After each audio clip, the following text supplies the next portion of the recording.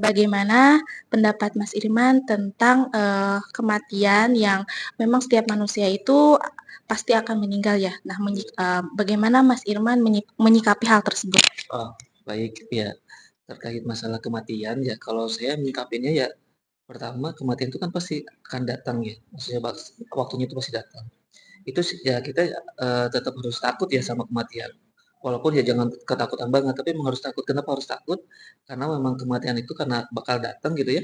Jadi kegiatan kita setiap, aktivitas setiap hari-hari itu ya bakal terkontrol akhirnya, karena kita takut mati.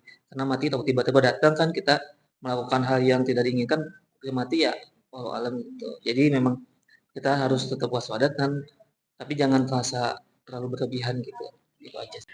Menurut Mas Arya, dalam menyikapi kematian itu apakah harus ketakutan atau bagaimana? Karena kan kita semua itu tahu gitu, bakalan meninggal ya. Oke, dari saya, Bismillahirrahmanirrahim. Assalamualaikum warahmatullahi wabarakatuh. Di sini saya ingin menyikapi untuk kematian sendiri gitu. Yang pertama, kita sebagai umat muslim itu kan, muslim dan muslimat itu kan untuk kematian itu kan pasti gitu kan.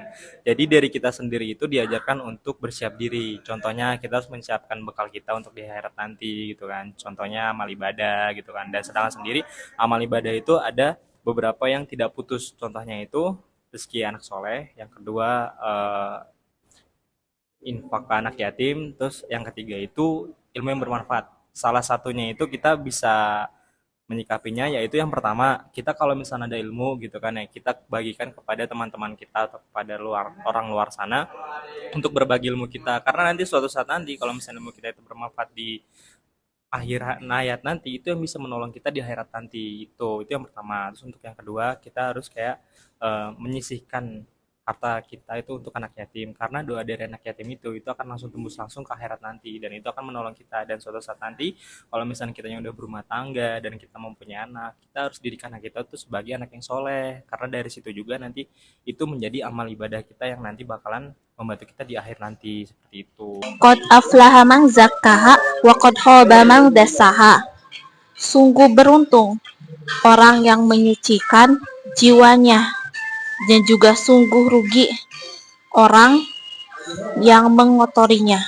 Nah, kita itu hidup karena mengingat kematian itu agar kita itu tidak mengotori kehidupan kita. Perbanyaklah mengingat penghancur kenikmatan yaitu kematian, dari hadis riwayat Tirmizi, bahwa kunci keberuntungan bukan sekedar ilmu, uang ataupun gelar, tetapi bagaimana hati kita bersih dan terhubung dengan Allah, terutama lewat kesadaran bahwa hidup ini terbatas. Aku mau tanya, kadang tuh aku cemas banget soal kayak masa depan gitu. Nanti kerja di mana, nikah sama siapa, terus nanti bisa sukses atau enggak di kemudian hari. Terus juga kalau ingat kematian tuh malah makin tambah bingung gitu kan. Terus pertanyaanku tuh, apa dengan mengingat kematian itu bisa membantu mengurangi kecemasan ini gitu? Justru bisa banget dengan mengingat kematian, kita jadi sadar bahwa kita bukan pengendali segalanya. Kita hanya hamba yang sedang berjalan pulang. Kalau hidup terlalu dipikirkan, tapi gak dikembalikan ke Allah, pasti berat. Tapi kalau kita sadar hidup ini sebentar, dan akhirat itu tujuan, kita bisa lebih tenang. Gak semua hal harus diketahui sekarang. Yang penting adalah menyucikan hati, menjaga ibadah, dan yakin bahwa Allah akan tuntun kita ke jalan yang benar. Nah, makanya dari itu, mengingat kematian itu benar-benar penting banget, karena untuk mengontrol kita agar kita itu nggak terlalu kebablasan dalam berkehidupan di dunia. Karena kan tempat kembali kita itu adalah akhirat.